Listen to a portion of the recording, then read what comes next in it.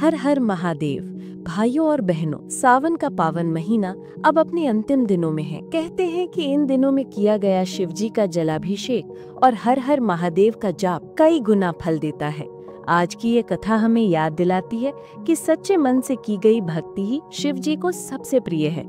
तो आइए इस आखिरी सावन में हम सब मिलकर भोलेनाथ का स्मरण करें। बहुत समय पहले एक छोटा सा गांव था। गांव का नाम था आनंदपुर। ये गांव घने जंगलों और पहाड़ियों से घिरा हुआ था। वहीं एक गरीब ब्राह्मण परिवार रहता था।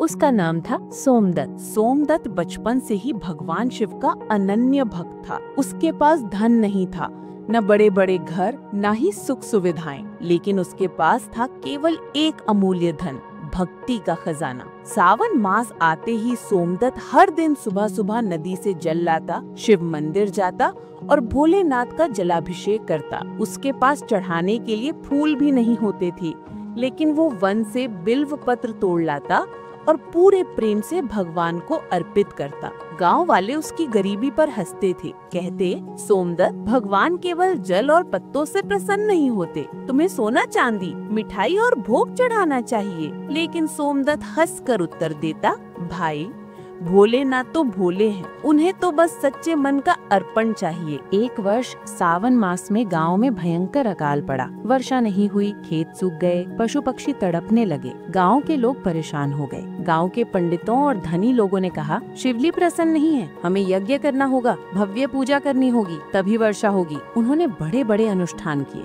हजारों दीप जलाए, भोग लगाया, लेकिन वर्षा नहीं हुई। तभी सबने मिलकर सोमदत्त से कहा, अगर तू सचमुच भक्त है तो अपने शिव से कहकर वर्षा बुला। सोमदत्त ने ये सुना तो उसके मन में विचार आया, क्या सचमुच मेरी भक्ति अधूरी है? क्या मैं शिवजी को प्रसन्न नहीं कर पा रहा? दूसरे ही पल उसके मन में ध्यान आया। उस रात वो रोते रोते शिवलिंग के सामने बैठ गया और बोला, भोलेनाथ, मैंने तो हमेशा आपको सच्चे मन से याद किया। अगर मेरी भक्ति में कमी है तो मुझे बताइए, लेकिन कृपा करके इस गाँव को बचाइए। कैलाश पर्वत पर माँ पार्वती ने ये देखा। उन्होंने शिवजी से कहा, स्वामी देखिए, आपका भक्त कितना व्याकुल है। उसके गाँव में अकाल पड़ा है, लोग उससे उपहास कर रहे हैं। क्या आप उसके भक्ति की रक्षा नहीं करेंगे? शिवजी मुस्कुराए, उमा, भक्त की भक्ति की परीक्षा लेना ही उसे परिपूर्ण बनाता है। देखो अभी उसकी श्रद्धा कितनी दृढ़ है। यदि ये परीक्षा पार कर जाएगा तो उसे केवल वर्षा ही नहीं, वरदान भी मिलेगा। अगली सुबह सोमदत्त रोज की तरह नदी गया, लेकिन नदी सूख चुकी थी, पानी की एक बूंद तक नहीं थी। वो बैठ गया और आंसू बहाने लगा। तभी उसे छोटी सी धारा बहती दिखी।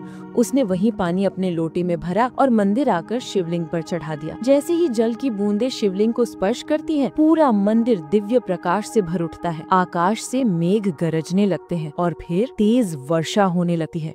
गांव के सूखे खेत हरियाली से भर जाते हैं, पशु पक्षी नाचने लगते हैं, लोग आश्चर्यचकित रह जाते हैं। उस रात शिवजी स्वयं सोमदत्त के सपने में प्रकट हुए। उन्होंने कहा, वत्स, तुम्हारी भक्ति सच्ची है। तुमने केवल जल और बिल्व पत्र अर्पित किए, लेकिन तुम्हारा हृदय निर्मल था। यही सच्ची पूजा है। धन, वैभव और भोग से मुझे प्रसन्नता नहीं मिलती, मुझे प्रसन्न करता है केवल सच्चा भाव। सोमदत्त ने आंसुओं से भरकर कहा, भोलेनाथ, मुझे और कुछ नहीं चाहिए, बस जीवन भर आपकी भक्ति बनी रहे। शिवजी ने आशीर्वाद देते हुए कहा, तथास्तु। सावन मास में जो भक्त मेरे सच्चे मन से पूजा करेगा, चाहे वो गरीब हो या अमीर, मैं उसकी हर मनोकामना पूरी करूंगा। भाई और बहनों, सावन अब पूरा होने को है। बस इन आखिरी दिनों में एक बूंद जल, एक बिल्व पत्र और सच्चा मन अर्पित कर दीजिए। भोलेनाथ जरूर आपकी हर मनोकामना पूरी करेंगे। जय भोलेनाथ, हर हर महादेव।